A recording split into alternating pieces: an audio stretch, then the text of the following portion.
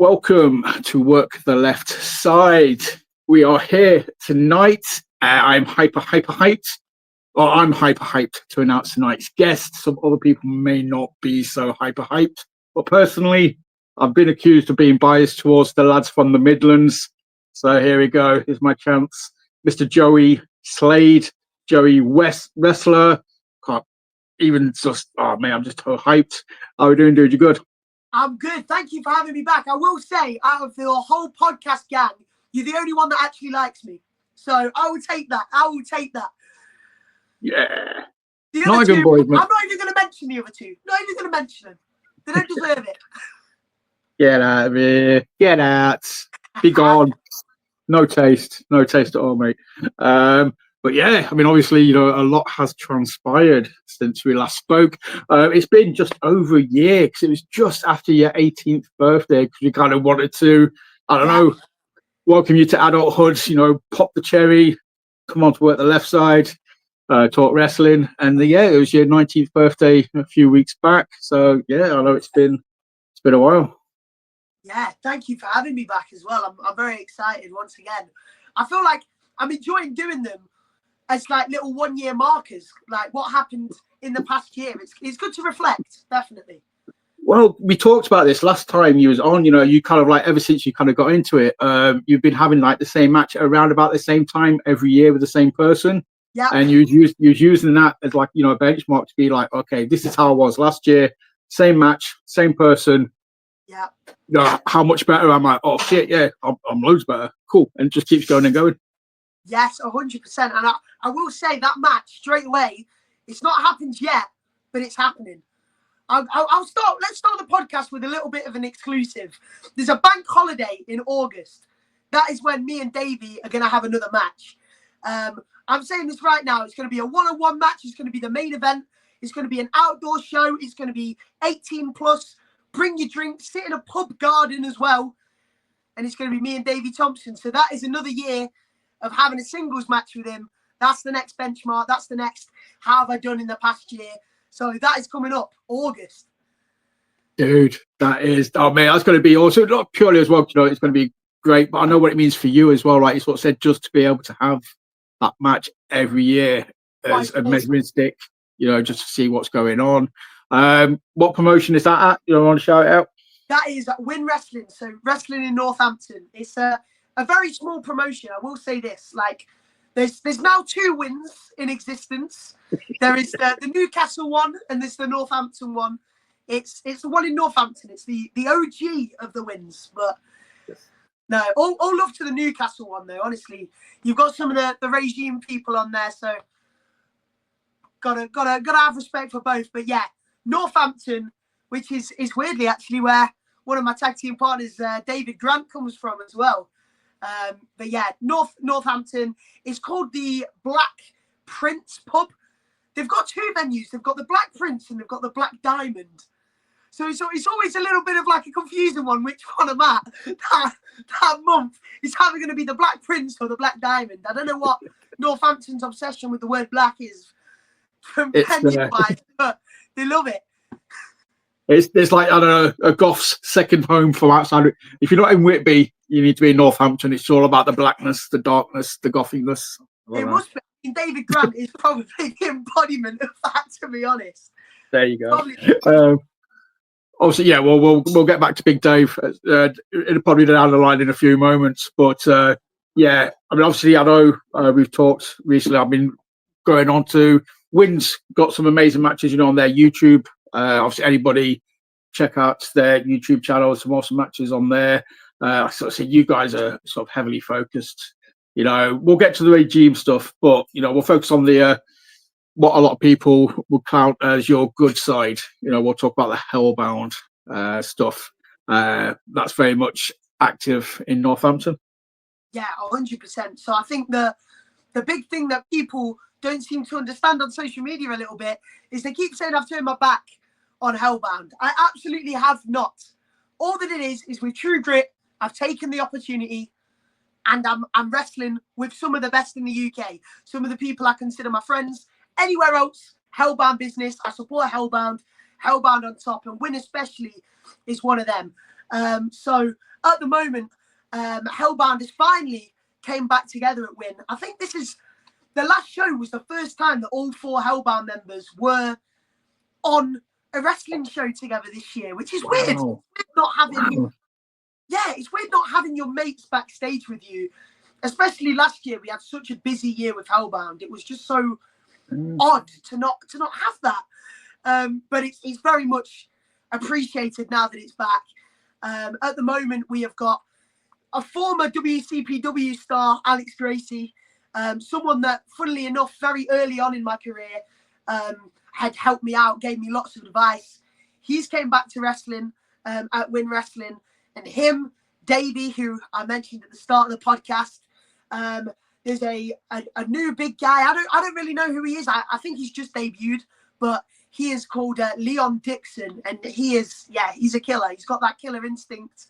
And then God knows who else they've got. They had Ashley Vega, but Ashley wasn't seen at the last show, so God knows what's going on. But they've just lost the tag belts. That's kind of the story. That's the catch up. So Hellbound are now going against that faction. And I'm sure we're going to meet a lot in the ring this year. But that's kind of the main thing that I've got going on at Win. So it's quite nice to be with Hellbound, doing Hellbound business around the UK. And Win is kind of the place at the moment that are giving Hellbound the most opportunity to be together, to gel together. So it's lovely. Dude. Well, I mean, on the flip side, from what I'm taking about that is, though, as well, like you sort of said, you guys had a really busy year last year, kind of doing individual stuff a bit more this year. And, if they're not around for you to sort of to support you at, like, I don't know, True Grit, then, obviously, logically, you kind of got to lean towards other people, like, So if the Hellbound guys on there. And I will quickly shout out everyone, because I feel like we're having this chat. We've got a Hellbound group chat, and I feel like everyone is living up to their goals. David Grant is doing the tag stuff a lot more. He's getting out there a lot more. I'd say David Grant is probably the one, and I think even he will admit this. When he joined Hellbound, people were very unsure of him. He wasn't really known that well. He didn't love wrestling. He fell out of love with it, which is the one thing that people like me, Harley, Alton, we all love wrestling. We're all so passionate. And I think the best part about Hellbound is that we've managed to get David Grant loving wrestling again, which is so nice. And because of that, he puts so much more care into what he does. And he's absolutely smashed it. I'd probably say he is one of the most best improved wrestlers from the Midlands last year. And the same with Alton. He's continuing his deathmatch stuff. He's now pretty much, he's got to be the best deathmatch wrestler in the UK now. He's got all the big belts. He's got all the top belts. He's got the Bleeding Gums belt. He's got the Kumite belt. He's a machine. And then equally, Harley's having matches against people like Millie McKenzie, and she's just absolutely smashing it. And I don't think there's a show in the Midlands that you're not going to see Harley on. She's literally everywhere, and it's so nice. And once again, until our match at True Grit, it was so nice to see her at True Grit as well. She smashed it in that Pride show last year, like absolutely smashed it. And it's been nice to see her backstage a lot there more. And all opinions aside, I think it'd just be so nice to see her continue at True Grit. It would be so nice to see where else she can go this year. Like all of Hellbound, just because we're all performing amazingly this year doesn't mean that we're at our peak at all. Oh. And I love that. And the biggest thing for me is the amount of support that they've given me, like the encouragement, the motivation. Like I think as wrestlers, there was a Shah Samuels promo the other day where he said, mentally, wrestling hurts you more than physically wrestling hurts you. And I completely agree with that. You can have the best run of your life. Last year, I was at the top of my game. I absolutely loved it. And then the start of this year, I had a bit of a wobble passion-wise. But having that supportive group with you, having people like Hellbound that are all absolutely smashing it, but also all encouraging you to go out there by yourself and smash it, and then come together back as a group again. It's just so lovely. And they have helped me bring my love back for wrestling. So I just want to shout out my team because honestly, they mean the world to me. Dude, I'm not gonna big them up all you want, I've seen Harley obviously at True Grit. I want to see her back on a more regular basis. I think she will only improve the women's division. She offers so much, to that. Obviously you saw Alton at NCW back in February. Finally got to see him in person.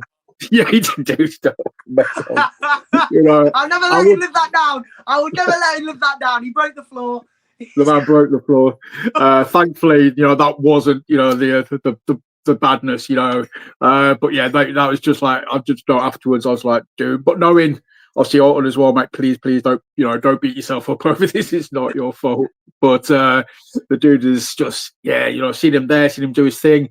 As you sort of said, I'm not going to say he's the best in Europe at the deathmatch. He's definitely one of, I could argue he is. But then somebody else could argue somebody else is, and it's a discussion that to be had. He's definitely in contention for being the best, which is a huge compliment. I would say about Alton is that, and this is the thing that I'm personally proud of, he didn't have other deathmatch wrestlers. Like when Kumite started, he is a Kumite homegrown talent.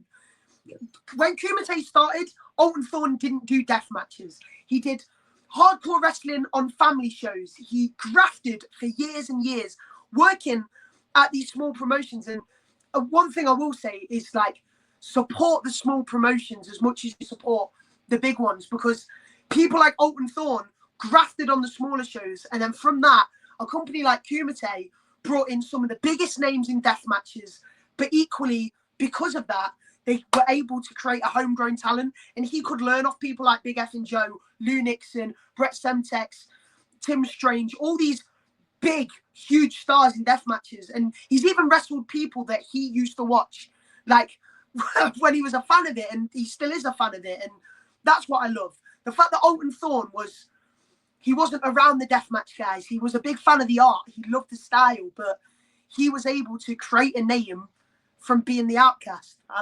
That's why I think he's the best, personally. Yeah. No, I was going to say, I'm not going to argue it. I think on any given day, that's a very strong argument.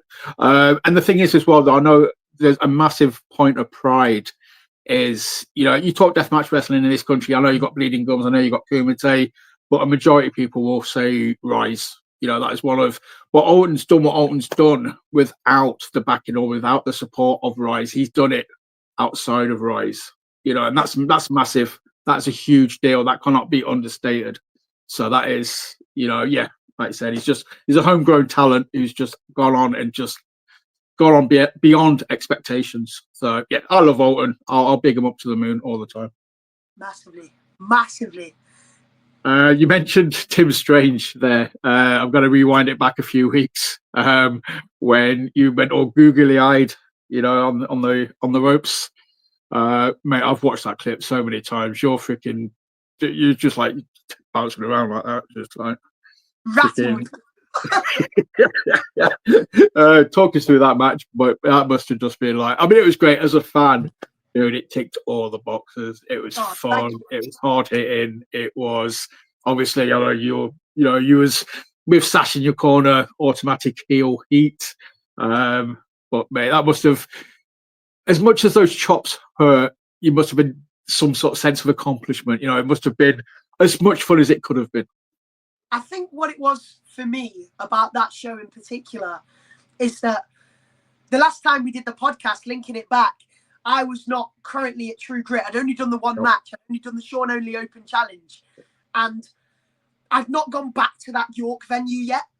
I was in Leeds. I was at the left bank, grafting there, and it was just so nice to come back to that venue and this time not be the new guy that was desperately trying to stay at the company and trying to have a good first impression, but actually be with a supportive group, with the regime, with JC watching me, with the fact that I get to wrestle with and team with all the people that I train with.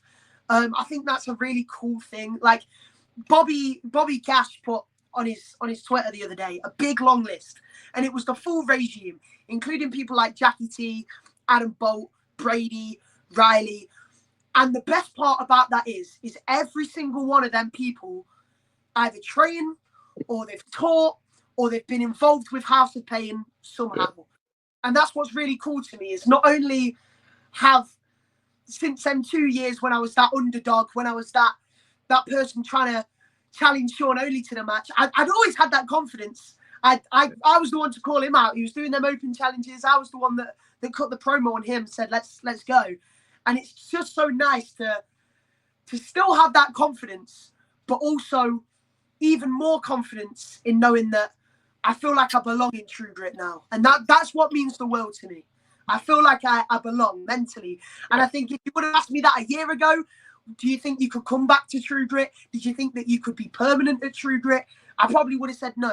And what is awesome is that the past year, I feel like I've really tried to work hard to keep myself there. And the fact that I still repeatedly get opportunities there means the world to me. Yeah, again, I can only speak from a fan's perspective. Obviously me, Dan, Paul, we do like the hype and the review shows and stuff like that before on here. Safe to say we just think of you as part of the True Grit roster now. You are a regular, you're part of the team, you're part of the crew.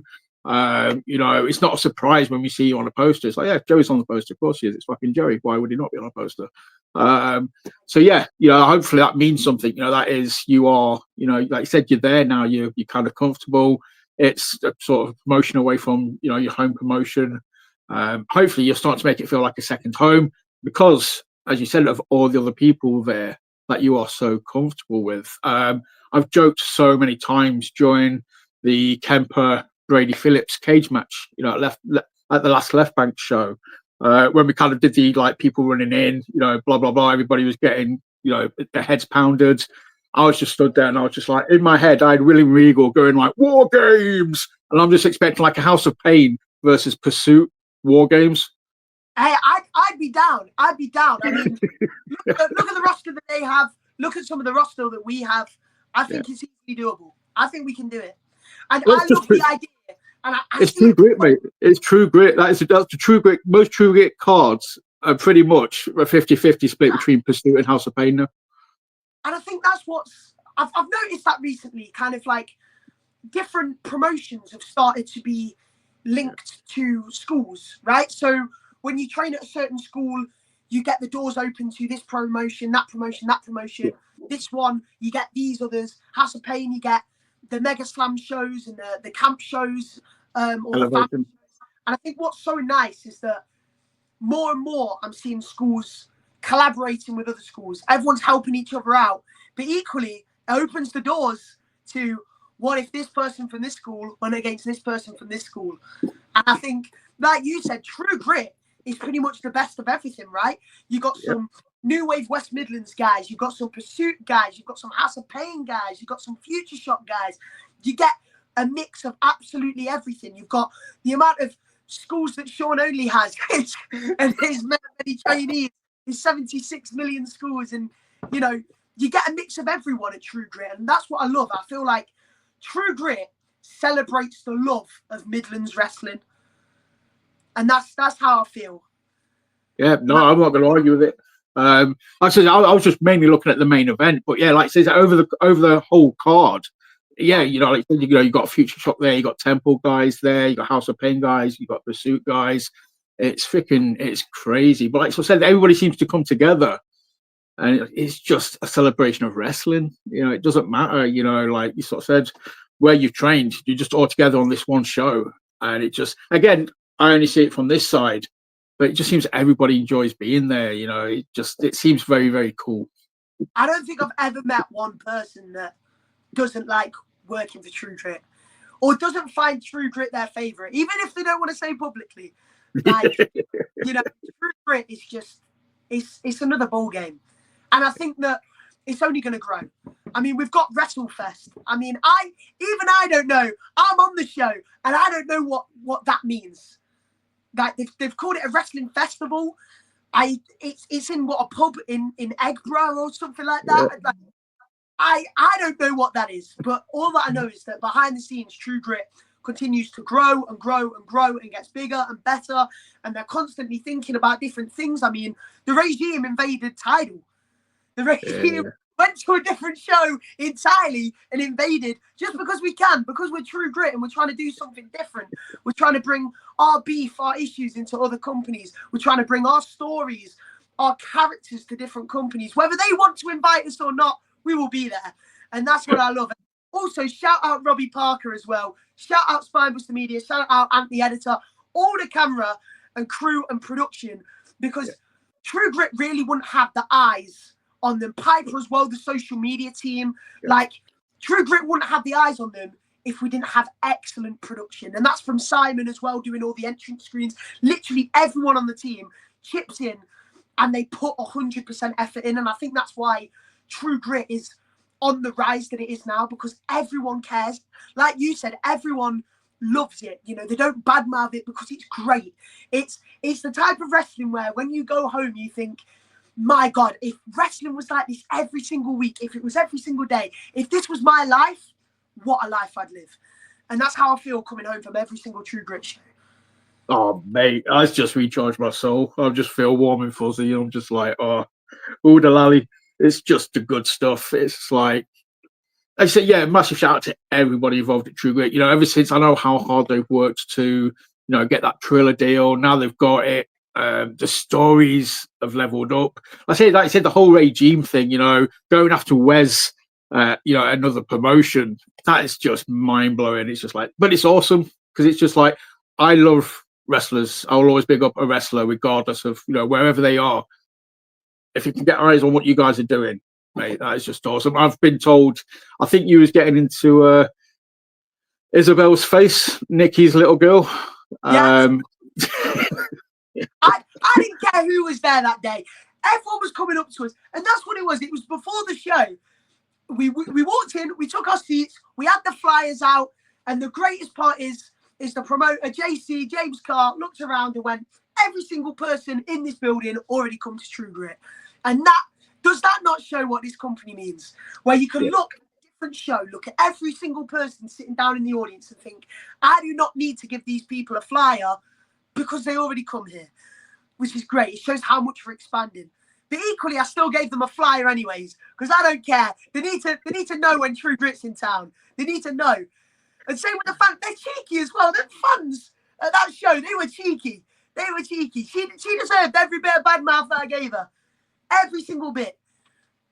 I'm surprised you didn't autograph the flyers, just, you know, just to add that extra little bit of salt to the wound. Oh, let me just sign that for you. If they paid me money for that autograph, I'd give them it. And for a photo, I'd charge double. But, you know, it doesn't matter. It doesn't matter. Mate, you've been hanging around with Sash way too long now. I said this on the podcast last time. Sash is Sash. Sash in real life is the same as Sash in the ring. Sash is no different. Sash is Sash, and I think that's the best part about him. You really think that after the show, he's going to drop everything and be really nice to you? Not a chance. Not a chance. No, I know that. I've worked with Sash at Win Wrestling. We teamed at Win Wrestling against Ivy and Brady, against my wrestling parents, which are now also part of the regime. Like, awesome. Once again, about these smaller shows, right? You've got people like Sash, Ivy, Brady, and then all of a sudden you go to True Grit and we're all there. But the smaller shows is what gets us the practice, which then makes the bigger shows amazing, because then we can take what we've learned at this show, that show, the smaller shows in front of a more intimate audience and make it grand. It's like the best way that I think about it is like a comedian. Like I love Lee Evans. I think he's a great comedian. But obviously comedians do the smaller theatre gigs so they can work on their material, get better with their craft. And then when they do the arena shows, they've got all the material and they know that it'll work. And that's what these smaller shows are. But actually, because you get the more intimacy in the smaller shows, sometimes they can be just as fun as the bigger ones, because the big ones may have more impressive, more high action spots or matches, or, you know, different rules like a death match or a no DQ or a steel cage match. But the smaller shows, that's where you get the fan interactions. That's when you get the one-to-one time, and you get to really learn your audience, and you know what your audience likes and you know what your audience hates. So when I go to True Grit, I can make sure all of them hate me. Easy. it's where you fine tune the characters, like you sort of said. It's where you get the traits. It's where you figure out what annoys people, what doesn't annoy people. That's why I've always sort of said, oh, when I've spoken to people, like when they talk about the holiday camps, it's like freaking training 101. It's like a boot camp. You do the holiday camps or Mega Slam or anything like that. It's the repetition. It's getting stuff done. It's knowing what works, what doesn't work. Okay, that worked. Maybe I can improve it. I've improved it. Shit, that worked even better. Awesome. But yeah, you just learn by doing it, and you need those laps. Yeah, it's them shows that really developed me into who I am today. I know that I touched up on that last time, but I think even looking back now, like I did my first camp show last Sunday. Actually, I did my first one in ages, and it was actually a holiday park that I'd actually stayed at. And I said last time, I always find that so cool when you wrestle in venues that you've been to or you've stayed at. The holiday parks are the biggest, right? Because everyone goes on a British caravan holiday. So I was in Skegness and I looked around and I thought, I've been here before. I've definitely been here. And I texted my family. I was like, can you confirm? And they were like, yeah, we've been here. So not only do you get to fine tune who you are, but you also get to wrestle in places that you think, oh, I used to be a paying punter here. I used to pay and watch the entertainment, and now I am the entertainment. I got a lovely compliment from I'll say who it was. It was James Mason, who is highly regarded. He was just saying about the way that I interacted with the fans at the end, and that's what I love most about wrestling, especially when it's when it's one of my good days. Let's just say. So on that occasion, I was Team Mega Slam, and what my favourite thing is, especially with a holiday park, is these fans don't know wrestling, but also a lot of places like Skegness, they're cheap family holidays. So you don't know their position. That could be their one holiday a year. That could be their big blowout holiday, and you're a part of that. You're a part of their experience. And to think that if when I was younger and I was a fan of wrestling and I used to watch wrestling locally, I used to be mesmerized, inspired. That's why I do this, right? And to think, hopefully one kid in that audience, or it could even be an adult, it doesn't matter who, saw that and thought, I want to pursue it. Or even just watching it and going, oh, I didn't know what wrestling was before, but now I do, and now I'm a fan of it. Especially now with Netflix. Stuff like the holiday parks are very much still important because wrestling's more accessible to watch online now. So if you're not a fan of wrestling, you can look on your holiday brochure, you can see that it's on, you'll go to the show, and if you enjoy it, it's so easy to just click on Netflix, search WWE, and go on it. And I think that's really, really important. I still think the holiday parks, not only for your character, but to also get a bigger audience, more eyes onto wrestling, is still so important. Because the local shows, the shows like True Grit will always have the online following. And that's what's really good. But to get more eyes on it is what you'll always love. Like I said, every company's trying to expand. And the best way we can do that is, rather than already attract the wrestling fans that we do have, is try and find wrestling fans we don't have and bring them in. And that's what I love the most about them. I fully agree. Obviously, you're always looking for the new fans. You always need new fans. I know so many sort of promoters that still have that mindset of, even when the booking shows, they still have to book a show for the 5 or 10% of the audience whose first show it will be, kind of thing. You've always got to bear that in mind. You've always got to have that logic. So it feels like this is just going to end up being a True Grit episode, but it's obviously a source of things that we both know very much and we're very passionate about. But after the last 2 True Grit shows, I spoke to Dan, I think I spoke to Paul, and they both gave me examples of they were sat or stood near people and it was their first show. I think it was Dan in Leeds and Paul in York. And both of them were just like, mate, they were absolutely mesmerized. They were mind blown. And they sort of said to me, well, you're going to come back for the next one. I was like, fuck yeah, of course we are. That was amazing. Like one of them just got dragged because, his boyfriend or the partner was the wrestling fan. And the person that got dragged along enjoyed it more than them. It was like, I've never even thought about watching it, in person. So that, it doesn't interest me on TV, but in person, mate, that was absolutely freaking awesome. And that's how it is for my youngest. He won't watch on TV, but I can take him to a show and he freaking loves it. I was exactly like that. I couldn't watch it on telly as much as being there in person, because you get to soak in the atmosphere. Like I love just being in an audience and hearing how they react and feeling the energy of like a big kick out, or if someone wins a big moment, and the goosebumps that you feel. And I think that, like you said there, people bringing partners or whatever, it's the exact same. I'll mention Win because I know that we've discussed it before today. It's like that company is in Northampton, but it's so small. So a lot of the audience will probably be kids, which means that it'll be the parents that get dragged along. And I think that's another game. If you can get the parents loving it, if you can get the parents just as involved, then that's awesome. And once again, you've built a better environment. It's something that I think that Win struggles with is the social media a lot, which I'm happy to say, like here, like I run the Twitter of Win, and I've realized kind of how hard it is for promoters to try and captivate an audience on social media. When you do other jobs like refereeing or timekeeping or whatever it is, all running a social media, you realize actually you put yourself in their shoes and you go, wow, like that is hard, and it takes a lot of work. So I think with a lot of smaller shows like Win, a lot of the time it's how can we keep the audience that we've already got? Of course, we're trying to expand, but if we can get the kids involved, and then because the kids have had such a good time, and there might be a bar in the corner for the parents to go to, then hopefully we can keep that family, and then we can keep the next family. And then you've got the classic BritRest raffle that everyone loves for the four free family tickets and stuff like that. But if we can keep an audience every time, I'd be happy. And that's the one thing that Win this year have started off almost fresh. They only ran from one venue, and they ended up swapping venues at the start of the year. And the venue now is gorgeous. I mean, it's absolutely like, it's got a balcony, it's got a stage, it's got an entrance screen. Like, it's everything that you rock up and you think, wow, like this could have a good atmosphere. But obviously you've got to start from scratch. You've got to build your audience from zero, much like True Grit did many years ago and continue to do so once they came back from COVID. And, you know, the mega slams do when they go to different holiday parks. They build their audiences from 20 people, then 30, then 40, then 50, and so on and so on. And I think that's something that I'd love for Win.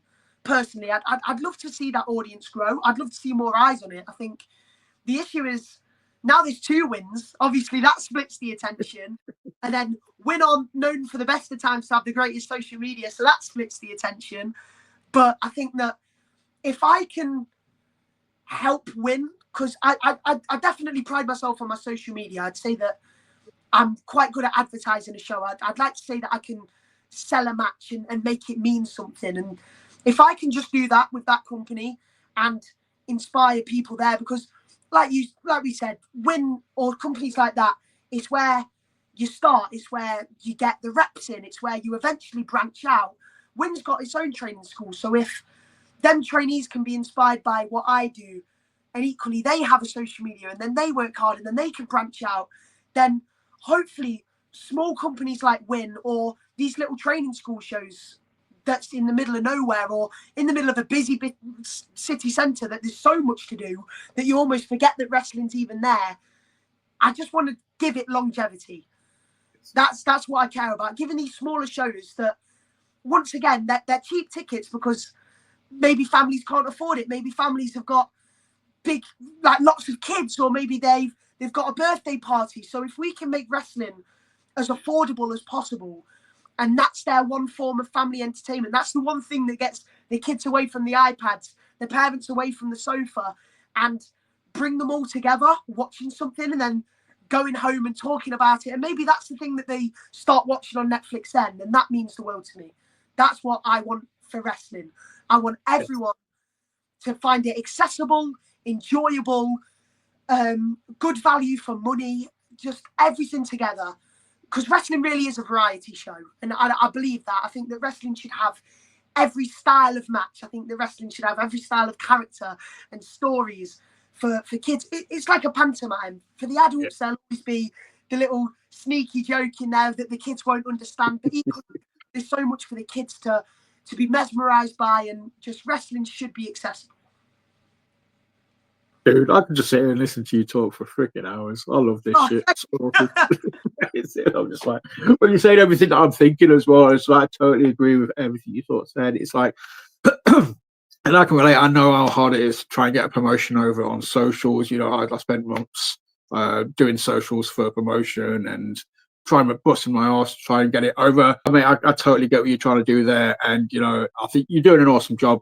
About, you know, where the left side it is. I don't cover London. I don't cover up past Newcastle. I kind of cover the northeast, the northwest, the Midlands, and Yorkshire. You know, all you guys, you know, are my priority.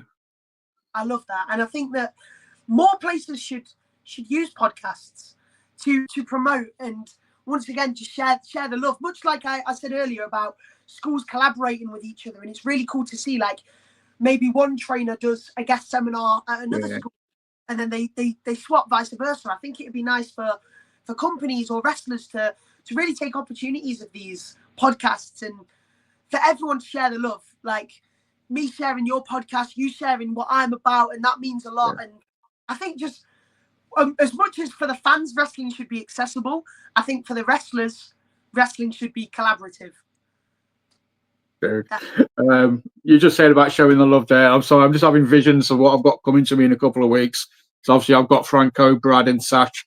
So I'm just enjoying this while I get this. You know, I get this positivity, I get this energy. I just get, you know, I'm getting the love from you. I'm just going to get called a massive tosser from those guys. Yeah, it just made me chuckle because it's like showing love. I'm like, yeah, I'll make the most of it now while I can get it.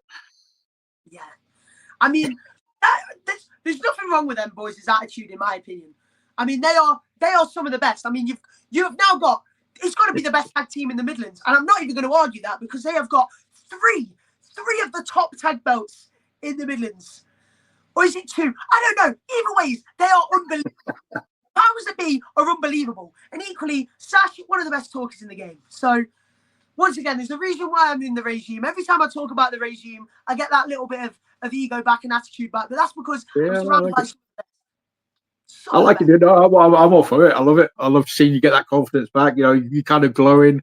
But yeah, you know, I was going to sort of say, you know, you are always one of my, ironically, so is Sash, but you know, you are ironically one of my examples of social media used correctly, social media used to get yourself over, to get that brand exposure, to advertise yourself. You know, I still use your story of, like you mentioned it earlier, with the Sean Only Open Challenge. You know, you recorded that video, you put it out there, you got people's attention, and basically put Sean in the position of being like, oh shit, I better answer this. And then you know, you had that match. But that is at its core the awesomeness of, I know it's so gnarly and it's toxic and it's fucking hateful, you know, 87% of it is just forget about it. But at its core, you know, just the good stuff, that is what it can be used for. And it's just mind blowing that more people don't do it. I mean, me being a part of the regime, the only reason why JC even considered me as a part of it, because obviously he didn't quite like me when he put me against Brady. I think he was out to get me. Is that I had a photo from when I was really young, and I thought if anything is going to get a promoter's attention, it's stroking their ego. And I had a photo of me and JC Thunder at a Mega Slam show, and I was so young, and he still looks the same now. The guy doesn't age. The guy doesn't age at all. It's unbelievable. I mean, everyone should aspire to be JC, but my God, like, but that photo alone, I remember showing it him and him being like, yeah, we can work with this. There's a vision there. There's a vision of him with his hands on my shoulders, and he could see that. He could see that, and he thought, we can bring that picture to life now that I'm a wrestler. And I think that, truthfully, people are saying with these matches that I'm getting put in, it's harsh. It's harsh that I got put against my own teammate, Harley Harris. It's harsh that Bobby Cash gave me Tim Strange. But the only reason why JC approved those matches is A, because Bobby's the general manager, but B, because he can still see that vision, and he's just giving me tests. And that's what true is. He said from day one, when it was me versus Brady, he said, opportunity, Joey, opportunity, opportunity.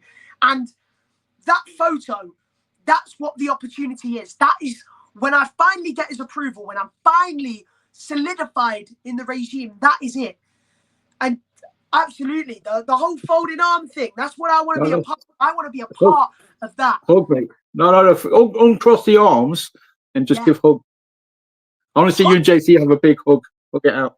He's not a hugger.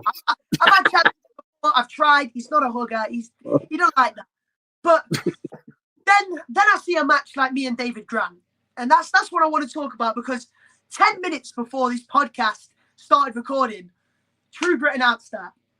And like I said, me and David Grant, we're best mates. We started off last year when I started on this podcast. We were trying to get together. We were trying. I wanted to be in a team. He didn't. But like I said, the passion, the love, it brought him back. But now we've got this match, and apparently he's going to beat some sense into me, which is fair enough. But what I will say is that's the end of it. That is the end of it. I know that there's a lot of people that were wanting, and I know that you were the big speculator. You wanted me and Alton, but I think, sorry to burst your bubble, but Alton Thorne doesn't work the family shows. He said at the start of the year he's not interested. So I think David Grant is going to be the best that you've got. I think that I'm going to fight him. I'm going to put everything into it. I'm going to make this match bigger than me and Alton, because the other thing is Alton left me. He said, Joey, he can do what he wants. Because at Win last year, me and Alton had a match. I beat him. So he can't even deny my ego. He knows that it's there. He knows that my confidence is there. When I get that confidence, it's hard to break out of it. But he said he'd leave me. So David Grant is probably the best thing that you're going to get. And you're going to get a hell of a fight. You're going to get a hell of a fight at that WrestleFest. I'm telling you right now. Me and David Grant. A lot of people mentioned Alton. Nobody mentioned David Grant. Nobody thought about David Grant, which I find very interesting, because he's the biggest of Hellbound. He's the strongest as well. And especially with a festival. What's a festival without a bit of alcohol? And that guy can drink some dark fruits. Let me tell you that much. Like, anyone under the table with them things. He's the bruiserweight champion of Kumite. He has prestige. But yeah, I think with that, it's another chance for an opportunity. It's another opportunity to wrestle at True Grit, which I said at the start is what I've always wanted to do. It's an opportunity to impress JC, and we're one step closer for him putting his hands on my shoulders like a proud dad. And that's all I want. That's all I want at True Grit. That's the whole issue with Hellbound. Everyone thinks that I'm turning my back on them. I'm not. I just want that image. I just want to recreate that photo. But I know that JC is one of the best promoters in the UK, and he's not going to just recreate that photo for a laugh. I'm going to need to prove myself for that. And that's the whole beef. That's it. That's it. Two things I'm going to address from that is, obviously, David Grant, mate, I'm hyped for that match. As much as I was sort of saying, in my head, I had you against David first, you beating him, and then Alton coming in. I never looked past David. I knew he would be involved. I think the guy's awesome. I say what he's doing at Kumite is boss. And you two will absolutely smash it at WrestleFest. I'm so hyped for that match. But part of me is still, if anything can make Alton work, the family show, it might just be, again, using other people's words, mate, not mine, to teach you the error of your ways. If anything's going to pull Alton over, that'll be it. In their opinion, that could be, the inspiration. And the hands on the shoulder, can you not just settle for the foot on the shoulder photo that from the last York show? Now, I will tell you this right now, and I told JC at the time, and he brushed it off. He said just ignore it. I had to hold a plank for 15 minutes straight after a match that I had that was hard hitting, and it was sweaty in there. You can see it. If you watch the show, you can just watch in the background. You can see just me gritting my teeth. My head was bowing down at one point. That was knackering. That was absolutely knackering. But once again, it's an opportunity, so I took it, and I did lose the match for the regime, so I deserved it. But we celebrated at the end. Honestly, you did. We celebrated. I just love at the fact, at some point, even JC was feeling nice, and he's like, "Look, just sit down and just put my foot on your shoulder. Just let it rest here." That's the thing. People think that JC is this this dictator. They think he's this almighty leader that's horrible to everyone and gives no one fair chances. He gave Bobby Cash an opportunity to be a general manager. He gave me the chance to sit down and not do the plank for the full 15 minutes, instead do it for the short 5-minute bursts. But, you know, JC is a very, very kind man. I will say that. Generous is the word. He's generous. Generous. I mean, we see it all over socials, you know, all the stuff that he's sending Sash on holiday. I think Sash went to Barcelona. He's been to museums. You know, it's all, JC's, you know, spreading the love. So, you know, he's adorable, isn't he? So, honestly. And that's the best thing as well. Like, it's not just everyone sees Sash on his expensive holidays, and you know, every regime member gets something. Brady gets his nice coat. Ivy gets a nice shiny megaphone. I get festival tickets. I got festival upgrade actually for Slam Dunk. I was just on the general tickets, but he got me better. Wow. And then Franco and Brad Matthews, they've got the championships. What greater gift could they need than that? So he's a generous man. And really? I think the hashtag thank you JC should be trending. That's all I'm saying. Well, when we upload this episode, I will put that at the end of on Twitter. When we upload this, to let people know it's there, to hear your words of wisdom.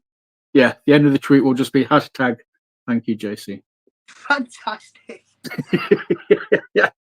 But as also another thing, like you sort of said, you know, reading off names, you know, from the House of Pain and stuff. Another example of just pure genius is, you know, I know everybody loved to hate her, but I know a lot of fans were genuinely devastated and gutted when Ivy stepped away from the ring. You know, she brought so much to wrestling as a whole. To have her back at True Grit shows, because half of her appeal was the interaction with the fans, you know, her mic work, her character, and for her to still be able to do that, mate, I just think it's freaking, having her as the co-GM, fucking, it's gold. She put a tweet out the other week that I really stand by, and she said, if you've got a strong character in wrestling, you've made it. Yeah. She has now stepped back from the ring, and she is just as busy as she's ever been, because now she's a general manager, or at the other Win Wrestling in Newcastle, she's a talent scout, or she's doing bits and bobs and here and there. She's a valet. She's doing everything, and I admire the graft. Like the graft is unbelievable, but she's always taught me that. And what I will say about Ivy is she's taught me some of the greatest life lessons as well. Like, I think the most important one that she's given me, and I've really found that out this year when I talked about losing my motivation for wrestling, she said you need to do things outside of it as well to stay interested. You need to go out, meet mates, still socialize. You know, don't make wrestling your life. Yeah. Make wrestling your life in terms of chase your dreams, chase your goals, but also take that time to stand back and reflect. And I think that without her teaching me that, I don't know where I'd be now, but that lesson was one of the most important. And I think because of that kind of idea of wrestling is like a comfort zone to everyone. Everyone comes to wrestling because they've got real problems in the world and they want to find somewhere to escape it all. That's why we do hobbies. And because of that, she's taught me to step out of a comfort zone. And like now, yesterday, I've started going to different schools. I want to try different wrestling schools now. Shout out New Wave West Midlands, just fantastic. And every time I train there, the talent is just unreal. You got people like Man Like Doris there, Chantel Jordan, Lucia Lee, like so many people that I can learn off. And once again, they're all from different schools. They're all from different postcodes. But yet here we are at school on a Tuesday night, meeting up and collaborating. And it's scary because this is the first time in wrestling that I've ever not stepped out of my comfort zone, but I've done it by myself. I've gone somewhere by myself. A lot of my career, I've had tag partners, or I've had, you know, different people as my mentors and my helpers. And this is the first time that I've really felt that I've done something for myself, and I've gone exploring, and I'm doing that with shows as well. A lot of people that are in like Liverpool, for example, are really helping me out, or Manchester. I'll shout out Tom Thirlwell. He's another one. He's a flipping legend. He saw me at the last True Grit Leeds show, And his first ever interaction with me was messaging me and going, "You're well good, lad. We need a match." And then since then, he's asked me if I want to train at Future Shock. He's asked me if I want to go down to Pursuit with him. Like, it's people like that really selfless people and people that are there to look after you and to help you that I really love. And Act 2 are the same. Luca Romeo, a lot of the people from that new wave school are really supportive and really nice, especially with going out there and doing different things and trying different things, like going out to different shows to help out. And, you know, it's scary because I've been so used to Nottingham for so long that it's scary to try different places out, but it's also exciting because I can learn things from these different areas, from these different shows, whether I'm performing or watching or training, and then I can bring it back to Nottingham, to Win Wrestling, and I can hopefully pass on the knowledge that other people have taught me, and I can share it with them. Or I can, even if they don't take the knowledge or whatever, it makes me unique. It makes me offer something different. Something that is common in London could be something totally unique in Nottingham. And that's awesome. Like, wrestling's so diverse. So diverse. Like I said, it's a variety show. So getting to learn at different schools now and going elsewhere and stepping out of your comfort zone and learning to accept that you can't stay in your comfort zone forever is a lesson that I've really learned literally over the past few weeks, but it's really highlighted stuff to me. Mate, I'm so happy for you for that as well, because like I said, it just widens your horizons, it broadens your scope. It's just massive shout out, you know, to New Wave. As soon as you mentioned, I was like, Mark Haskins is a coach there. I love Mark Haskins. Everybody should go to New Wave. If you spend 5 minutes with Mark Haskins, for me, that just makes you a better wrestler. I'm just like, the dude's fucking genius. I'm praying I get to do a session with him yet, because I've only done them with Flash Morgan Webster. But that's not a bad thing. That's not a bad thing either, to be fair. I put a story out on my Twitter a few months ago, but I'm a big fan of Southside, as we've mentioned before. Love Southside. My second ever wrestling show, I was looking at the DVDs on the merch table, and the lady said, "Oh, who's your favourite?" And I remember just saying Flash Morgan Webster, because I saw him the show before. He was fantastic. And she was like, "Do you want to go and meet him?" And once again, when we talk about me being complimented for the way that I treat fans and I make it really personal and intimate and one-to-one, I've just done that because a lot of my heroes in wrestling, a lot of the people that teach me and train me are the same.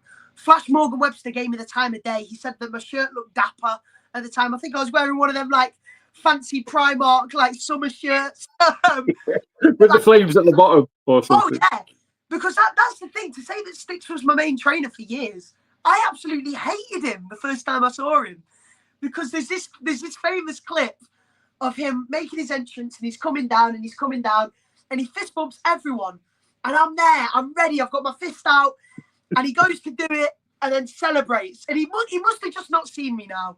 And like every session that I have with Styx, it'll end with a fist bump, but I will never live that down. So the fact that, like, for so many years I've been trained by the person that I used to hate as a fan, and now I get to train with the person that I loved as a fan, it's like a weird little contrast. But I respect them both equally, because now I realise, especially when you're a good guy, and especially when there's lights on you, you can't see anything. The lights are so blinding, you miss so many high fives. And now, like, I tend to just do them in the meet and greets instead, because I just worry that if I high five one kid, I'm going to miss the rest. And that's my biggest fear, is making a child feel left out the same way that I did my first ever show. Mate, I've been there. I took like Jensen to shows, and it always says to me, like, if you don't know somebody, it's like, are they a good guy or a bad guy? I'm like, good guy, mate. And he like sticks his hand out. And like I said, if you don't get the high five, mate, he looks at me like that. I'm like, hey mate, it's fine. He's just in his zone, mate. He's in his zone. He just didn't see that's all it is. He's in the zone. He's like, but it's so hard for kids to understand that, because they see the wrestlers do it to everyone else, and they're like, when's my turn? When's my turn? And where's it going to be my time, Lord? They do it on accident. Like they just don't spot the hands. But I always try. That's why, like, when there's in-ring photos that I have to do, or a meet and greet, I really try and give them the time of day. Yeah. Because, like, just in case they're that one kid that secretly hates me because I forgot to high-five them or I've not reacted to something that they've chanted, then hopefully I can bring it back with that personal experience.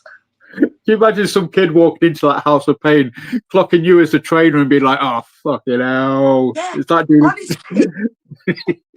It's him, we did high five me and just turning around and walking out again. Like, nah, bro, I'm not doing it. See you later.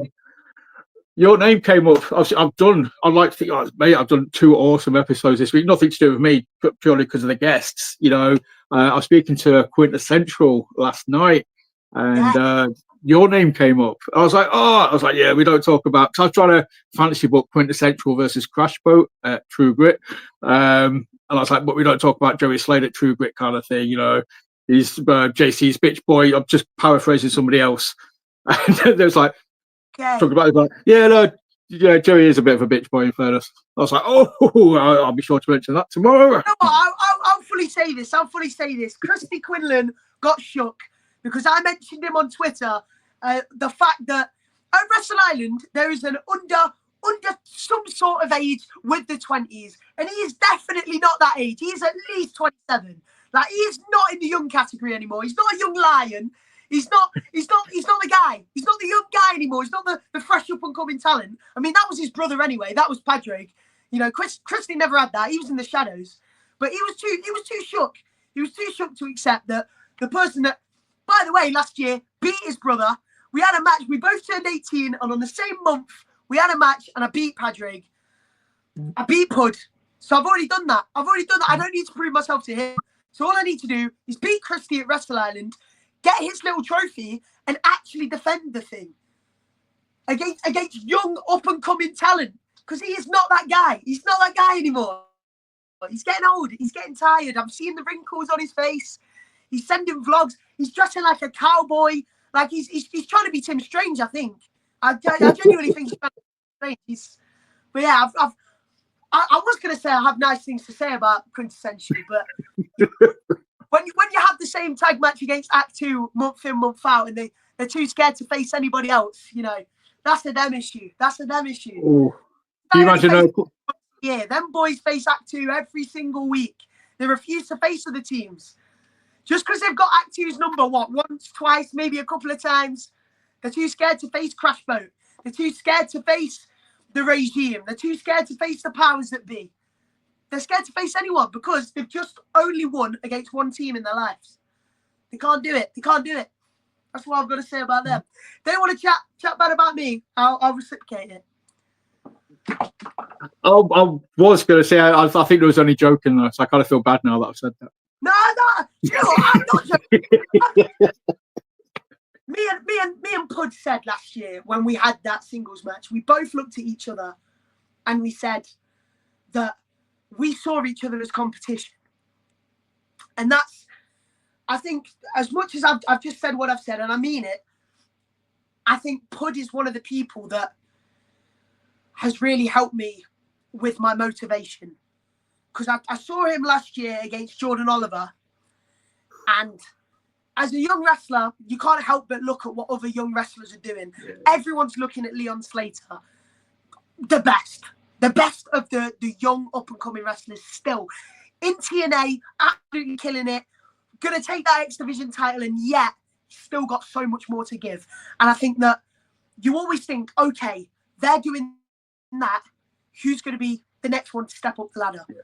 And I think that a lot of young guys right now are all looking at each other and they're all wanting to do that. And I think the one thing that makes me different is just because I'm young, just because I'm 19, I've been in wrestling for a long time. So people weirdly don't see me the same way that they see Leon Cage, the same way that they see Pud, the same way that they see all these great guys that are coming up. And I think that people need to remember that I'm on that list as well. Yeah. And I think that's the great thing is we all look at each other and we all go, right, we're all friends. We all have respect for each other, but who's going to get that spot? And it really is a race. It really is a race. And I think that's exciting. And I think that the more that NXT Europe has the little rumblings, the more that AEW and New Japan comes to the UK and Noah does tryouts, and we've had the WWE tryouts in the UK. What if they take all the top people? Then there's a big open gap in the market. And that's where the people that are in the mid-tier range can move up to the top. The people that are at the bottom can move up to the mid-tier range. And you've really got that ladder. And people are constantly trying to take the next step up, the next step up. And I think with wrestling getting bigger on digitally and more accessible, it opens the market up for anyone to do anything. And that's the most motivating thing. Anyone can do anything. Anyone can set a goal and they can chase it. And I don't doubt that they won't smash it. And what I will say about them boys is every goal that they have set, they've smashed it. That's what I find interesting. Oh, if you was here right now, I would hug you. That was awesome. But I, again, using just, another reason why you are, in the top 5 of that list in a lot of people's minds. I'm not going to say who's top, I deal with top 5s. I don't deal with number 1s. So you are, in my opinion, in a lot of people's, definitely in mine, in the top 5 within that age bracket kind of thing. And there is a hell of a lot of competition, dude. That is, that's not selling it short. I could probably do like a top 50, but you are, in the top 10%. It is not just what you do in the ring. It's like you sort of said, it's like, what you said, Ivy said earlier, like it's having that character, it's having that presence, it's having that personality, that charisma. And I spoke to Hayden and Becca from Fight Factory probably several months ago now. It only feels like a few weeks ago, but I was speaking to Becca because I think you had done a few promos for Fight Factory. You turned up, had a match, and I think I'm trying to remember the exact phrase. I'm going to paraphrase it a little bit, but I'm sure Becca said something like, every promotion needs a Joey Slade. And that means the world to me. And I'll throw a lot of love to Fight Factory because they are some of the greatest people, the loveliest people. And I was very blessed the past couple of years to do a lot of shows for them and face a lot of their talent, but equally face talent that can help me as well. People like Jack Maxwell, who is insane talent. And, you get to share locker rooms with Reese and Rogan, and then they bring in people like Nathan Cruz and Wild Boar. And once again, like, Fight Factory are so good at bringing in people to help their trainees. And also they are so nice. Like, they were always really complimentary of me. I much love to Fight Factory, and they have one of the most important charity shows in a year.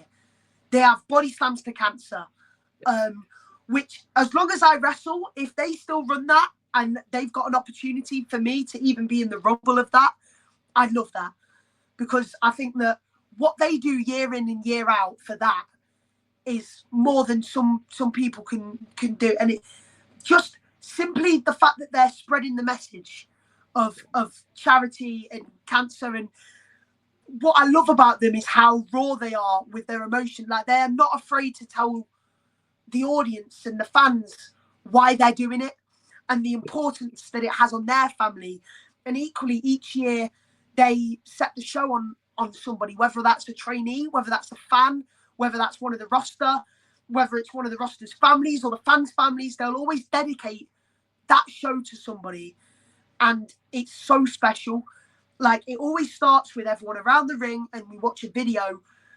And it's, for me, it's so important that, having lost family to that disease, it's so important that you're in a room with people that are all going through the same thing or have been through the same thing.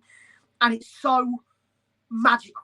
And I think that that's one of the most important shows in a year. I think if you can ever make a show, if you're ever near Lincoln, or even if you're not and you're thinking, I want to travel, Fight Factory not only has the promise in the talent and the trainees, but they equally have the love, respect, and the passion to spread such a strong message and such a powerful message. And I think I know they're proud of themselves, but I think more people should spread the word of how proud they should be of themselves. Because honestly, like each year, everyone's backstage in tears. It's just lovely. A lot of wrestlers bottle it up. A lot of wrestlers have a lot of emotion and they take it out when they get home, or they take it out in the car, or they, the good thing about that is that backstage is a place where you can be vulnerable. And that is so great for a school where trainees can be vulnerable. They can show signs of weakness because everyone's there to support them. And I've felt nothing but love, respect and support from Fight Factory every time I've been there. So much love to them, honestly.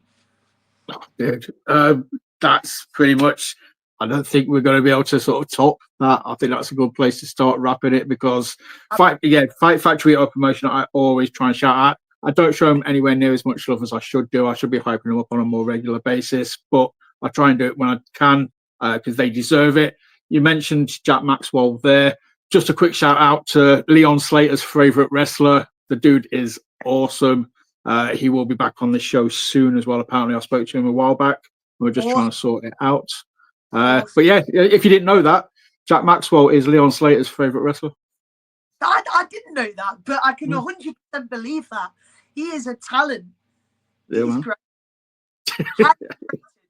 Too many people in the UK are still underrated. And they're all because the South people book the South guys, the North people book the North guys, so the Midlands gets lost in the shuffle.